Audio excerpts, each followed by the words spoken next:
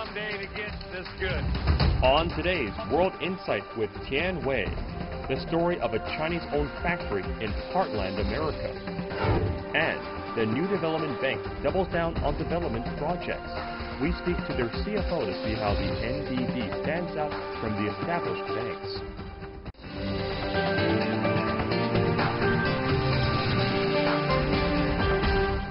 And here's our host, Tian Wei. Hello and welcome to World Insight, coming to you live on CGTN from Beijing. We begin today's show with an American documentary film which has incited debate both inside and outside the U.S.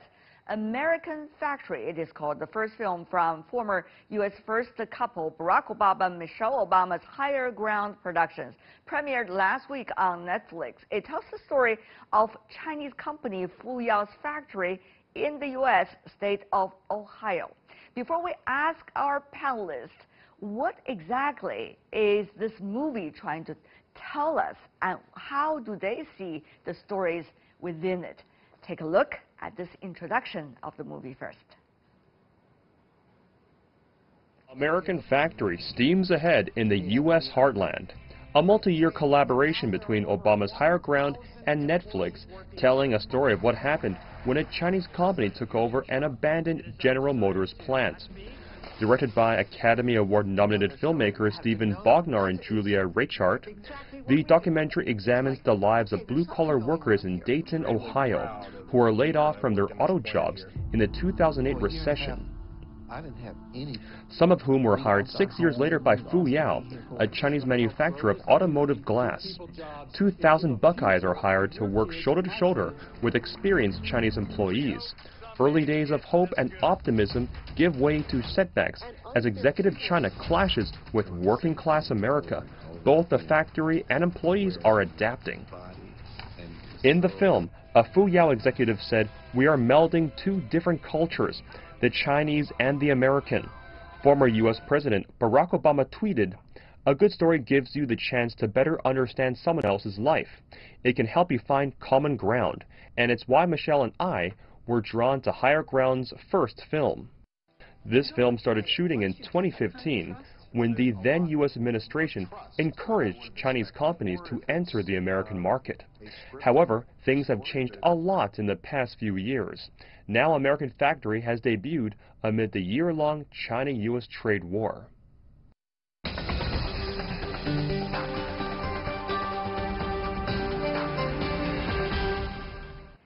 So what does the film American Factory, the documentary film, reveal about the investment between China and the United States, and also the interactions and differences as well as similarities between the two peoples? Let's loop in our panelists. For now, we are joined by Arthur Dong, professor of Georgetown University's McDonough School of Business. Professor, help us to understand, you have watched the movie, I would assume. Yes, I have. What do you make of it? Yes, the film, I think, is a beautifully made film in terms of a wonderful piece of documentary filmmaking that sort of captures this. It's a story of both death and resurrection. On the one hand, we see a dying automotive plant that has been abandoned by General Motors, a source of employment and livelihood for this town for many generations. And then as a result of this, a Chinese company in a very unlikely situation coming to this town in Dayton, Ohio, making hundreds of millions of dollars of investment to revive the fortunes of this factory and to create employment for American workers. Professor Dong, one of the things very important to bear in mind is the timing of the movie. When it was begin shooting, it was actually the time when the Obama administration was encouraging Chinese investment into America to create jobs and opportunities. Now we are at a very different stage. If you look at the recent history, the trade war going on between China and the United States, and certainly Chinese investment were being kicked out of the U.S. as a result of various changes of policies and attitudes. So when you look at that movie now, in retrospect, what do you make of the dramatic change taking place just over the past 5 years or so? Yes, I think the movie itself is a stunning piece of of information with regard to the current narrative that the Trump administration is portraying, that trade with China is a one-way street. As we could see clearly, as demonstrated in this film, that when Chinese companies make investments in the United States, those investments do lead to economic value and also wind up benefiting Americans and American society in many significant ways. And so I think one of the things that has been discussed is whether or not Chinese companies would be able to engage more actively in the U.S. economy. And of course, many Chinese companies have, over the past dozen years or so, have expressed strong interest in terms of, finding ways to invest in America. But as a result of policy, oftentimes they are met with a cold shoulder. Yes, indeed. And now we are also joined by Madeline Janis, who is the Executive Director of the Strategic Policy Center Jobs to Move America. Ms. Janis, welcome to our program. I understand you're joining us through the phone. Tell me about your understanding of this film. I understand you've also been writing some of the commentaries in some of the publications in the U.S. You've been talking about the jobs and creation as well as taking away of jobs as a result of the changes. What do you make of the story? Well, thank you. It's nice to be here. It's a beautifully told story, and it really is a quintessentially American story. In other words, in my view, the way that Fuyao treats its workers and really acts toward the city of Dayton and toward American workers is very, very similar in not a good way to the way that European companies act, the way that American companies act, which is to really start to see these workers as less than human, as not deserving of the rights to be represented by union, the rights to have a safe working conditions, to make a living wage. And so you see the story unfold, and you see really an American story. And I think the title is apt, American Factory. And what I've been writing about is that Chinese owners are just as varied and different as American owners are. And so the Fuyao company treats its workers badly and really works hard to target and fire people who are standing up for their rights. But we've dealt with other Chinese companies who have treated their workers well in the United States. And so, and we've dealt with American companies who treat their workers badly. So for me and for us, this is really an incredible insight into what happens in the United States when workers try to stand up for themselves and really to be treated as human beings. Very interesting, your observation, Ms. Janis. I mean, one of the things people have been talking about is the different ways of governance in the enterprises, and also how workers are being rallied to work and what their work ethics compared to so-called the labor rights protection as well as the cultural differences. What do you make of this mixture of various factors, being reflected in one factory over there when the U.S. is trying to call upon international investors to come into the United States and try to create jobs for the American workers? In some ways, I think that's kind of a false comparison.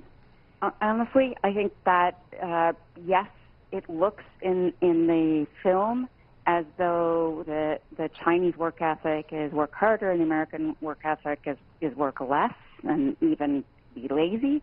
But in truth, some of the Chinese workers also struggle with overwork and not being able to spend time with their families.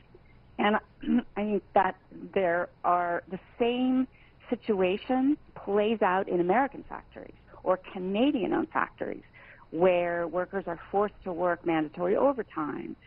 They don't have time with their families. They have to work so hard they get sick. And for us, that is really the essence. Wherever people work, they should have a decent life. Right. People should work hard. We want people to work hard, but also people are people. This is exactly some of the debates going on inside that factory, beautifully captured by the storytellers and the producers. That is, they even eventually have a vote among all the factory workers as to whether they want a union factory or they do not want a union factory. And the latter won with most of the majority of the votes. It's a very interesting situation over there. On the one hand, that people want to have less work pressure and less, shall I say, workload. But on the other hand, they do not want to have a life in which they do not have a job to support their family. So it really gives us interesting comparison, Professor Dong. When you look at that very complex situation. This is really the globalization 2.0 that we're talking about, the dilemma of globalization and the dilemma of supply chains, the dilemma of factories and workers, as well as their local communities that have to face the latest development, Professor. Yes, Tian. Companies like Fuyao Glass, as well as General Motors, are not immune from the competitive forces of a global economy. Just as General Motors had an operation there for generations, they found that they could no longer support that factory, and because that factory became uncompetitive. And so Fuyao faces the same sort of very, very unrelenting amount of pressure, as well as a very unforgiving economic environment for Fuyao to survive and to justify their hundreds of millions of dollars of investment. They have to make that factory succeed. In other words, Fuyao's customers, such as General Motors, Honda, and Toyota, they all demand high-quality glass at a stipulated price. And if Fuyao cannot meet those price conditions, they're going to be out of business. I think what was portrayed in the movies, in this movie itself, was the fact when the union vote came up and 2/3 of the workers in the factory decided to reject the union, there's nobody that understands their local economic circumstance better than those workers. They understand very clearly, what's my next best alternative? Where am I going to go should I lose this job? And realizing that, and yes, that the wages that they were conditioned to receive from the former plant at General Motors was not going to be the same level of wages they would receive under Fuyao Glass. They made a very, very sort of reasoned sort of judgment in terms of what is my next best alternative. This is still the best thing going in town, and so therefore I've got to keep my job. And so it's the economic realities that the workers face as well as the company faces that all the participants in this movie are very well, attuned to. Professor Dong, if I could continue, there's another interesting phenomenon reflected in the movie, which I think is quite representative about any foreign investors into a different country. American companies to China, Chinese companies to the United States too. For example, localization of the management. Now, the movie was portraying at the very beginning, an American was hired to be the manager of this Fuyao America. But eventually things didn't work out and he was somewhat fired. And an ethnic Chinese, a Chinese American, was being chosen in this case to be the CEO of Fuyao America. How do you see that? Of course, this is only one story. It's not representative of all the companies. But how do you see the challenges of localization, particularly in a very different culture, business, and also lifestyle as well? Yeah, I would agree, Tian, that this is a movie that so beautifully portrays the sort of cultural conflicts and clashes, in a sense, a clash of civilizations when Chinese companies tried to operate in the United States. And certainly American companies operating in China have experienced the same thing. For many reasons, I suppose, behind the scenes, it's not fully explained to us as to why the American manager is the first to be appointed as a general manager of the factory.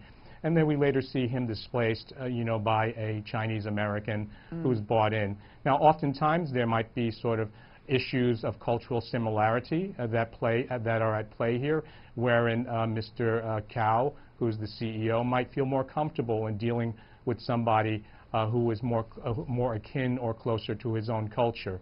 But what we see also is this. I think what we see is a very stark portrait and sort of differences between Chinese culture and American culture. Chinese culture being collectivist, and you could see that expressed when the American managers were flown to China to examine the Chinese factory, and American culture being much more individualistic. And so I think that's one of the sort of overall messages that this film portrays. Ms. Janice, if you're still there with us. Yes. Wonderful. I just wanted to, okay, go ahead, because Yes. I had a strong disagreement with the professor. Go ahead. Well, anybody who watches the movie would see that the workers who were supporting a union, which is a collectivist endeavor, were targeted, were fired, were threatened. And of course people voted no because they were scared to death. They were so scared to stand up for themselves. I think this was an example of how workers in this country, in the United States, and in many parts of the world, are treated when they want to stand up and have just a decent job. We're not talking, making $90,000 a year. I see. And I've seen Chinese companies who respect workers' rights to be in a union and who work quite well with workers and pay them a decent wage and still are competitive. Well, we could tell, Ms. Janice, you're coming from the perspective of the union. Of course, whether workers' rights is best protected by a union factory or a factory that could at least operating and offer jobs to the people is, as I said, a beautiful debate going on in that film. Certainly, there's a lot being reflected. Having said that, though, Ms. Janice, I want to ask you about some of the quotes coming from Mr. and Mrs. Obama, the first couple, of course, former first couple, when they were, in a way, supporting this film to promote it around the world. Some of them were suggesting that some of the stories remind them of their childhood. They were being raised in some parts of America in which the family life was very much like that, and the fathers and the mothers are workers. So how do you see that the endorsement of the former first couple, in a way, for this movie to be spread around the world, and what kind of message is this sending, Ms. Janice?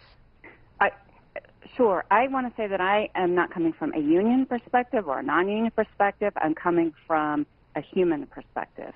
Thank you. Well, what about this question I asked you? I hope we are not going to answer the same question over and over again, if you can. I will. I'm happy to talk about the president and former first lady, that they come from working class families, and especially Michelle Obama comes from a working class family in Chicago, where people have to go to work every day and try to support their families on modest income, and also raise their kids in a way that gives them hope for the future. And I think you see that throughout this film, that there are working class families, both Chinese and American, who are really trying to just live a good life and also raise their children in a way that breeds hope.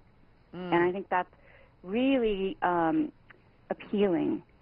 This makes this film very appealing as just a wonderful story about people trying to make a better life for themselves and their families. Right. Especially in the United States, Ms. Janice, if you think about the Rust Belt where Ohio is located, the dramatic change as a result of the industrialization and the upgrading of the industrialization for this part of your country. So what do you think?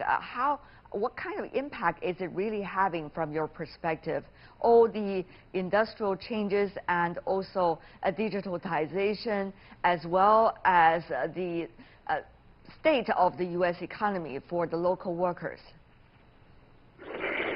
Well, I think that factory workers, for example, have been facing technological change for many, many years. and I think technology is a fact of life. And so how we adapt to technology and how workers adapt to technology depends on many things, including the willingness of employers to retrain people and to continue to create good jobs. And I think we're seeing, in many places, we're seeing a growth of industrial jobs. They're just changing in many ways the nature of those jobs. The big question for people like me and most Americans is, are these going to be good jobs? Are these jobs going to have create a future for those families and for the communities? Right. And I think we don't know the answer to that question, but hopefully it's yes. It's certainly still a question mark. Professor Dong, go to you. Some of the scenes in the movie been portraying the American workers and the management went to the headquarters of the Chinese company Fuyao and were with them during the New Year gala in a way. A lot of Chinese-style performances and even the wedding ceremony for many of those employees were being held in that gala. So the American management team, as well as the representative of the American workers, were quite impressed, and some even shed tears about how humans are really connected. Professor Dong, as a Chinese American, when you are watching that scene, I'm sure there's another layer of complexity of feelings over there. Yes, that was a fascinating scene in which I think when they invited the American managers and workers to China, to the Fuyao factory, I think for some of these Americans it was the first time they ever set foot in China. And so it was sort of revelatory in terms of what they found was both inspiring as well as, they were able to sort of, in a sense, see the cultural differences starkly between China and America. What they saw was a company celebration at the Chinese New Year, wherein the company, again, engaged in a banquet for all of their employees. And then their employees and their families staged, entertainment for the entire assembled crowd, as well as, marriage ceremony performed on stage. But what the American managers came away with was that they were, in a sense, very, very much inspired by what they saw, and they were inspired by the sheer amount of efficiency of how well the factory itself was being run, and so as well as sort of the collective culture of Fuyao, wherein the employees sang company songs, dedicated themselves with slogans towards the success of the company, and this is something you would almost never see in an American factory. Right. Of course, some of the American management are trying to take that back to America and try to implement that style, and it didn't work eventually. But it really just shows how complicated it is when we are on the learning curve to see the new change as a result of the globalization and industrialization. Having said that, though, Professor Dong, I want to follow up. We were trying very hard over the past few days, try to reach both the producers, directors, as well as assistant producers of this film. And we failed to have any one of them agree to come to this program or to be on our network. However, we all understand that this movie, this factory itself, has granted the crew almost almost every access to what's going on within the company, whether it's in a meeting room or it is a private conversation between two employees, or the management of the Chinese Fuyao, how they reflect upon their experiences in America. So I'm not trying to make any conclusion. I'm just saying it seems that things are getting ever more complicated, and it's getting ever more politically sensitive in a way. How do you see that, Professor Dong, even reflected in the movie itself? Well, the film itself and the access that the Fuyao had granted to the filmmakers, to me, was nothing short of remarkable. They gave them a tremendous amount of access, and in a very sort of uncontrolled manner, allowed even the conversations of their Chinese managers to be recorded. And some of those conversations were not exactly, I would say, complimentary, in terms of how they had spoken about some of the activities that they had been observing on the American factory floor. I mean, it's funny because Fu Yao's glasses, we are transparent, and of course that carried through in this movie, and I was just stunned because it's very rare for a Chinese company, or an American company for that matter, to give a filmmaker that kind of unfettered access to the factory floor, and thus, in my opinion, resulting in a much better and finer piece of filmmaking. And Ms. Janice, if you're still there, I also want to follow up with you about an important question. That is, you know, with how much of an open mind that we need to be today, when there are a lot of changes going on, and there are a lot of things that we're not familiar with or we're not used to, and that could become a fact of life. From your perspective, whether it's workers or factories, companies, or people to people, even country to country, how do you understand that? Well, I think, you know, open mind goes multiple ways. You know, on one hand, one of the reasons I wrote an opinion piece in the Los Angeles Times is because there are now many assumptions about Chinese people being, you know, not caring about workers, not caring about communities, not being willing to be a partner in communities, and I have seen that to not be true. On the other hand, there are Chinese stereotypes about Americans that are shown in the film, and I think when you talked about American workers not supporting their companies, I think that's a stereotype. I think that most American workers strongly support their companies. They also want their companies to treat them fairly, and so I think that, you know, those are not contradictory. So I think we all have a lot to learn from this film about how we see each other and how we see our common humanity, and how stereotypes are really the opposite of what we need to be doing. We need to be open-minded, as you said, and we need to be willing to think about what it takes for people to have good lives and for communities to have success. Thank you so much, Madeline Janice and Arthur Dong, helping us to understand your perspective about this fascinating film, documentary film called American Factory. It is not just a film, it's actually with this film and through this film what we can learn about each other. Thank you so much, really appreciate it. And you're watching World Insight with me, Tian Wei. Still to come on our program.